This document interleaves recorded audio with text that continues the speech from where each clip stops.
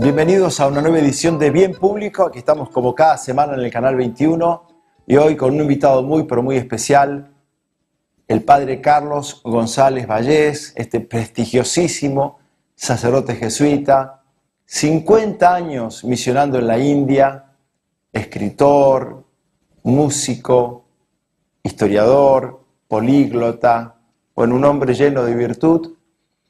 Y tuve el privilegio de charlar en Madrid con él sobre un tema que hace al bien público, que hace al bien supremo, un buen cuidado de la salud.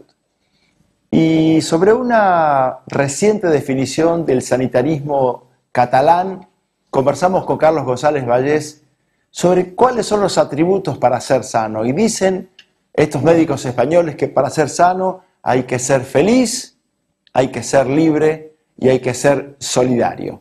Así que los invito a disfrutar esta magnífica conversación, muy inspirada, muy positiva, con Carlos González Vallés. Muchas gracias.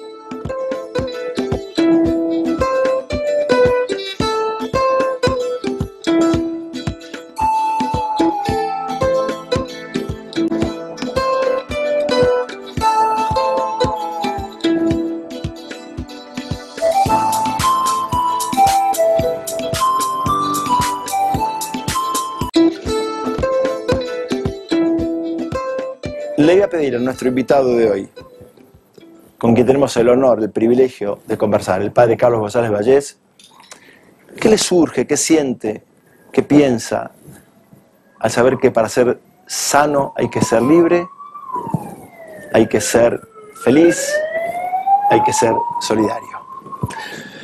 Ser feliz, ser libre, ser optimista, ser solidario. Parece que está resumiendo mi vida. Y sabes que no es fácil para empezar. Te voy a citar testimonios de tu propia tierra que tú sabes mejor que yo, pero que a mí me han llegado al alma según los he ido descubriendo. De lo primero que hice al llegar a Buenos Aires hace años fue leer el Martín Fierro. Y cuando acabé el primer canto acababa: pero ponga su esperanza en el Dios que lo formó. Y aquí me despido yo, que he relatado a mi modo males que conocen todos, pero que nadie descontó. Así resume el gaucho su vida. Males que conocen todos. Más arriba en Latinoamérica, en Rubén Darío, decía: la vida es dura, amarga y pesa, la noche llega y todo cesa.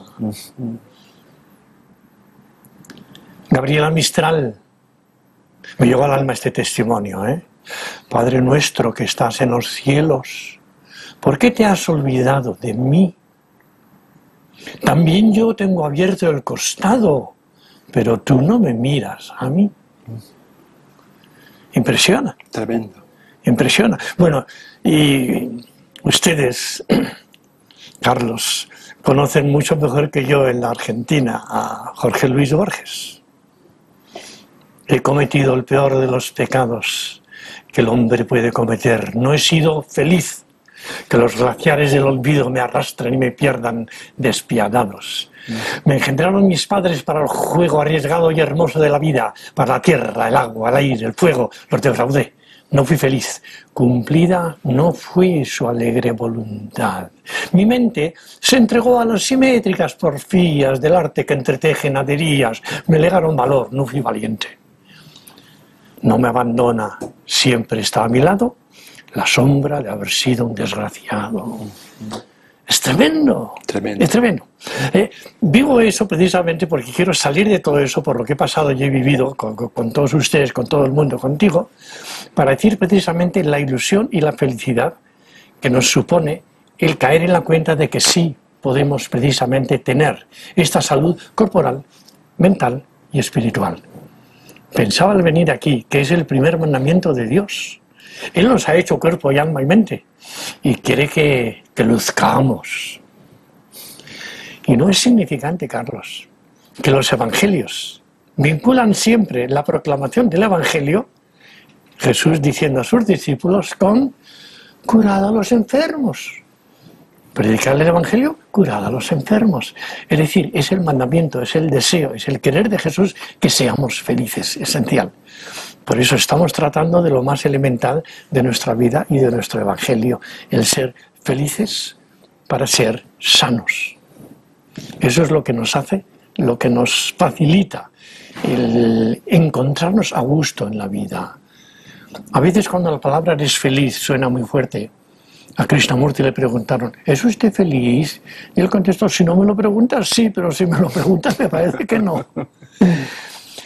Más que el preguntar y el examinarlos y el contestar cuestionarios, es decir, sencillamente, y yo lo hago cuando hablo con una persona, oye, ¿te encuentras a gusto en la vida? Es más sencillo, sí, me encuentro a gusto. Tiene dificultades, todos lo vemos, lo sabemos, pero me encuentro a gusto en la vida, estoy bien donde estoy. Estoy feliz, pase lo que pase. Otro vecino de ustedes, que también me ha influenciado en la vida, esta vez no un poeta, sino un santo, y un santo canonizado. Estoy pensando en Chile. La primera vez que fui, Alberto Hurtado no era santo, pero ya era conocido. Pedí su autobiografía. Me encantan las autobiografías porque hablan de gente. ¿Sabes, Carlos, el título de aquella autobiografía? No me olvidaré nunca. Y resume todo lo que he venido a saber y vivir después sobre el Padre Hurtado con todos ustedes. El título es Contento, Señor, contento. Era su fórmula, diríamos en la India, su mantra, que repetía constantemente. Cuando venía lo bueno, contento, Señor, contento. Y cuando venía lo malo, contento, Señor, contento. Cuando le declararon los médicos, que tú conoces bien, el cáncer de páncreas que lo llevó a la tumba, contento, Señor, contento. Y aquí me vas a permitir, Carlos, una memoria muy personal. Pero lo digo porque quiero también consagrar con esto que lo que digo lo digo siempre de corazón. Mi padre, mi bueno y santo padre, que me formó en la vida y a quien debo todo lo que soy, aparte de la vida misma, murió cuando yo tenía 10 años. Murió aquí en Madrid, donde estamos hoy hablando, pensando en Argentina, en la clínica del doctor Tapia. Murió de una enfermedad que ahora tiene cura, angina de Vicens, que con antibióticos, con penicilina se cura. No había entonces, murió. En la clínica, cuando a mi padre ya le quedaban días, horas de vida, difícil con la garganta porque la enfermedad atacaba a la angina, dijo estas palabras mi padre. Y fíjate cómo me resuenan en el corazón por lo que acabo de contar del Padre Hurtado. Contento, Señor, contento.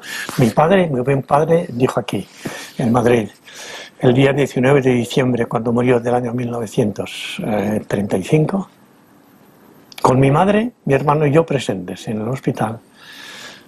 Pase lo que pase, todos contentos. Eso me quedó en el alma. Qué maravilla. Padre Carlos, yo lo escucho hablar usted del optimismo, del ser positivo, alegre, como una propiedad indispensable para ser sano. Pero la verdad que lo que nos caracteriza a nosotros en Argentina y a los sitios donde llega este programa es el pesimismo, es la copa medio vacía, es el rezongar, es el quejarnos por lo que nos falta. Nos caracterizamos más por la queja que por la gratitud. Me sigue llegando al alma lo que dices del optimismo o pesimismo, porque es verdad, nos ha acompañado toda la vida. ¿De dónde viene? Has dicho, bien dicho. Yo también vuelvo a un recuerdo ahora que me has despertado en la memoria, hablando de mi infancia. Éramos 2 hermanos. Nuestras madres nos conocen maravillosamente, desde antes de nacer. Allí hablábamos, yo inocente, mis 4, 5, 6 años, comenzábamos a jugar, a ver la gente, a saludar. Y cosa curiosa, pero lo que de mi madre decía de mí, se me ha quedado esa frase toda la vida, que me olvidé durante muchos años, pero luego recordó. Decía, hablando de mi hermano, de los 2 hermanos, decía, José María es de llevar la contraria. Mi hermano tenía este espíritu que le valió mucho, de saber contrastar, saber oponer. Y luego decía de mí, que también soy Carlos, como tú, somos tocayos, Carlos es de buen conformar. Me alegro que te hayas sonreído porque aquello que parece tan sencillo pero marcó mi vida. Me hizo caer en la cuenta de que yo era de buen conformar, el optimista que decimos, el ser alegre y el liberarse precisamente, que es a lo que vamos, porque una vez que tengo una visión ya más optimista, más alegre, más sencilla, soy capaz de ser más libre, soy capaz de escoger, sé dónde colocarme. Sé también que al ser optimista veo el mundo de color de rosa. Pues tampoco me dejo llevar por mis ilusiones o por mis bondades de creer que todo es bueno en el mundo. No lo es. Pero me da el sentido realista de ser libre, de saber cambiar, de poder ser diferente. Eso es lo que alegra tantísimo. Y por eso en mi vida lo he pasado también. Y me gusta contar a los demás lo que yo he vivido para ver qué me sale del corazón. Que para ser libres, primero hay que ser, digamos, disciplinados, por no usar otras palabras. Hay que aprender la ley, hay que seguir, hay que disciplinarse regularmente, precisamente para poder salir. Te pongo el ejemplo mío que me llegó toda la vida, que además es un ejemplo muy artístico y musical. El tocar el piano. Una de las bendiciones de mi vida es que yo aprendí a tocar el piano. Tengo la carrera de pianista, de haberla hecho simultáneamente con mis estudios. Uno de los mandamientos de las reglas tremendas, que sé que venía del tiempo de Bach y de Schumann luego, es que el dedo pulgar, el dedo gordo, no puede ponerse en las teclas negras. El piano tiene las teclas blancas y por el medio las negras. Si el dedo pulgar se metiera en las teclas negras, se deforma la muñeca y ya no podría tocar bien. Por eso, para tocar las teclas negras se usan los otros 4 dedos y si hace falta se pasan por encima del pulgar, estos movimientos que saben también los pianistas, para que el pulgar nunca suba. Y nosotros lo llevábamos eso con una rigidez absoluta. Mi profesor, don Jesús, cuidado con el pulgar. Bien, a corto. Voy a la India, me olvido del piano, pasa todo. Al cabo de 24 años volví yo por primera vez a Europa, a España. Entonces había televisión, yo no conocía lo que era eso, blanco y negro. Estaban dando una serie de este pianista, también suyo, argentino, Daniel Barenboim. Así es. Y estaba dando las 32 sonatas de Beethoven, una tras otra, tocadas en un piano magnífico Steinway en un castillo de Alemania. Daba gozo ver a televisión, el joven Barenboim, que además es buen músico, es guapo, se sentaba en el piano. Y claro, yo le seguía, y además, Carlos, yo había tocado las sonatas de Beethoven que le estaba tocando. De modo que yo me sabía la digitación, el sonido, todo. Y la maravilla de televisión es que le tomaba él el rostro, los brazos, las manos y llegaba al teclado. Y entonces agárrate, Carlos. Yo vi que la máquina de televisión sacaba la mano de Daniel Barenboim, quien metía el dedo gordo en las teclas negras. ¿Y entonces? Entonces dije, ¿qué lección de vida he aprendido? Primero tienes que aprender la ley. No empieces desde el principio y yo toco como quiero, metiendo el pulgar, porque nunca aprenderás la digitación y nunca tocarás a Beethoven.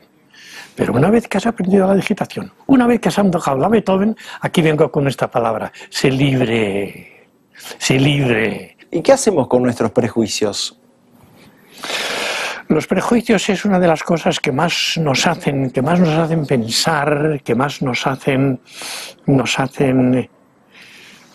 avanzar si los tomamos bien. Caer en la cuenta, has mencionado la palabra y te lo agradezco, caer en la cuenta de que todos tenemos prejuicios. Los tenemos todos. Yo como prejuicio uso también mucho la palabra condicionamiento. Todos estamos condicionados. Todos, usé yo como lema para uno de mis libros tomado de Krishnamurti, todos somos hombres de segunda mano, que es tremendo, pero es verdad. Lo grande del prejuicio es no protestar, no indignarse, no decir no tengo prejuicios, los tengo, pero quiero conocerlos. Quiero saber mis condicionamientos. Quiero saber por qué estoy metido en esto. Se me ocurre contarte un episodio de una persona que además creo que el nombre lo conocéis bien, el padre Anthony de Mello. Te voy a contar esto, pero lo que decimos, el prejuicio, la regla, la costumbre, el estar en esto. Y lo que te voy a contar no está en ninguno de los libros, ni los que él escribió, ni los que yo escribí sobre él. Y espero que me lo entendáis bien. Una primicia. Una primicia total. Exclusiva, muy significativa, y espero que me la entiendas tú y todos los que te oigan y nos oigan bien, porque se presta todo pero merece la pena. Además, con esto rehago una especie de tableau de lo que fue aquel encuentro con aquel gran hombre. Estábamos unos 24 sacerdotes jesuitas y monjas, mira y mira, teniendo el curso de 9 meses en el que tratábamos de todo esto. Un día llegamos a los condicionamientos, a los prejuicios.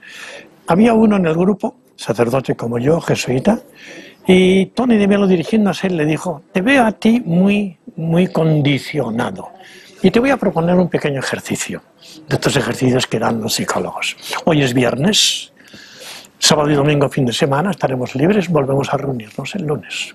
Tú eres sacerdote, sé que tú dices misa con mucha devoción todos los días y espero que sigas así toda tu vida, pero te voy a proponer como ejercicio psicológico, para mostrar tu libertad, para formarte, te voy a proponer que este domingo, pasado mañana, no digas misa, no asistas a misa. Sé que es la ley de la Iglesia, pero también sé que cuando hay una causa seria como es esta, y con el permiso que yo te doy, no necesitas asistir a misa el domingo. Y te digo una cosa, y fíjate lo inteligente que era, si no vas a misa este domingo, con eso, todas tus demás misas tendrán mucho más valor toda tu vida, porque habrás demostrado que lo haces por convicción interior, no por obligación. Captas el ambiente de aquel viernes por la tarde. Sábado, domingo, además le dijo eso: tú eres libre, haz lo que quieras, nadie te vigila, el lunes nos lo cuentas. El lunes nos reunimos todo el grupo, silencio total, porque claro, Tony sabía cómo crear expectativa, él no iba a decir nada. Este hombre, la víctima del experimento, era muy bueno, amigo mío personal, muy callado, muy lento, no habla. Y todos los demás estábamos nerviosos a ver qué pasa.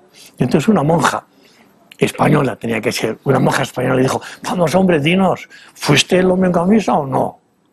Hubo un silencio largo y por fin dijo humildemente: no. Le aplaudieron todos diciendo: ha pasado la prueba, ha mostrado la libertad, le felicitará a Tony.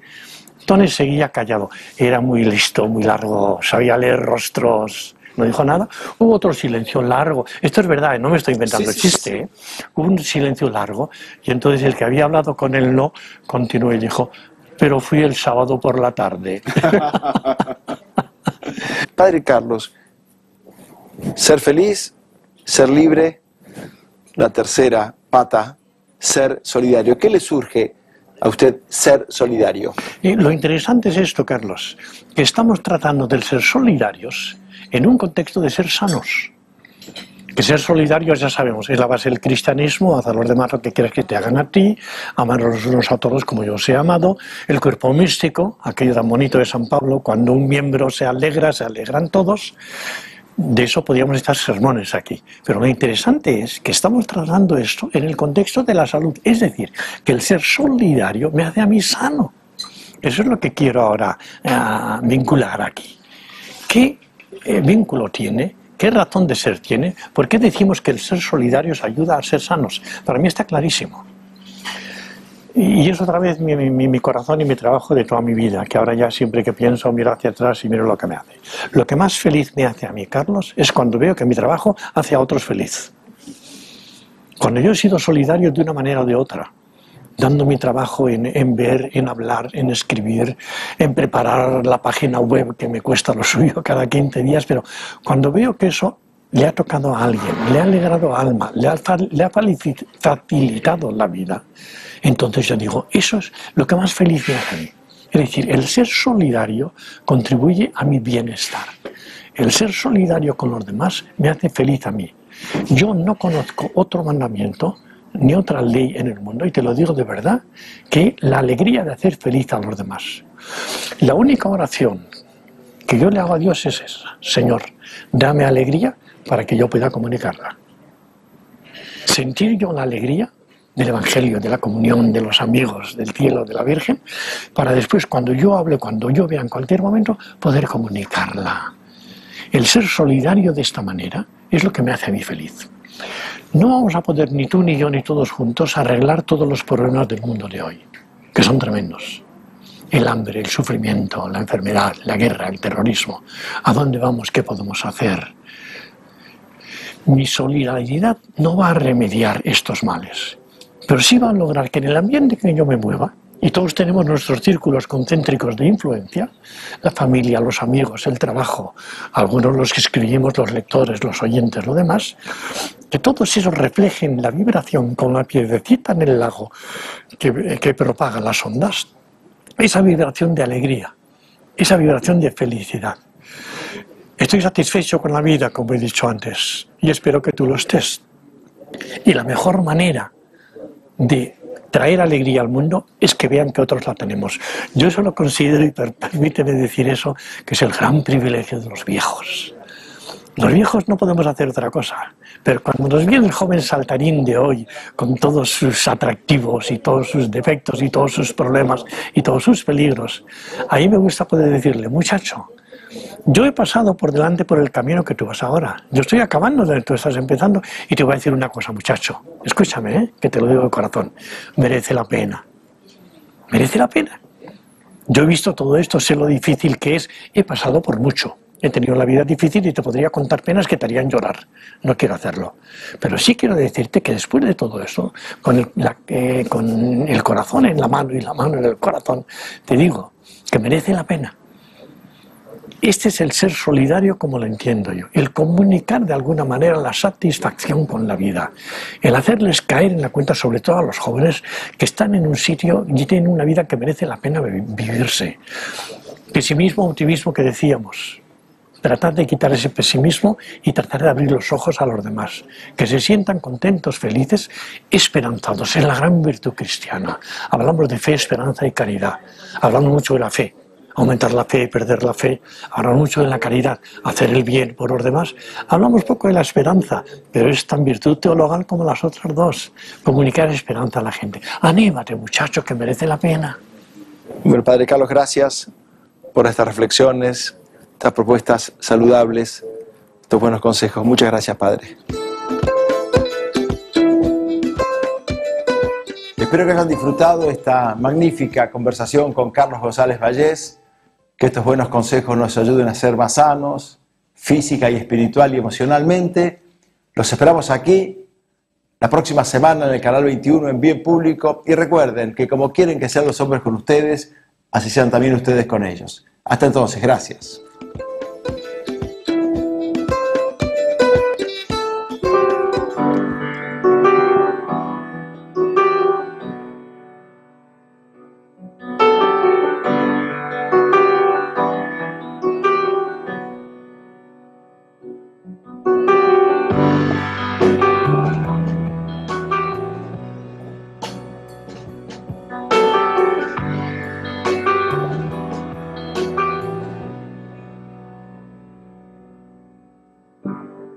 Oh no, I see a spider web is tangled up with me, and I lost my head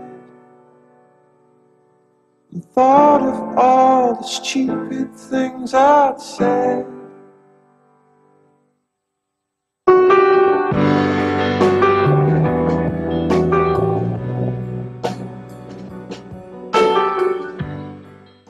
We wanted to bring people together, black and white. The road is long and hard, but I've been to that mountaintop, and I still have that Zag ik een dream. bijeenkomst van jonge fascisten op de televisie. Dezelfde woorden, dezelfde tekens. Leert de mens dan nooit van zijn fouten? Toch, lief dagboek, We blijf... change South Africa the best way possible. Even though we had the right to be angry. But let us not forget that we were in this struggle to kill the idea that one kind of man is superior to another. Link as humans is that we all inhabit this small planet. We all breathe the same air, and we all cherish our children's future. And we are all mortal.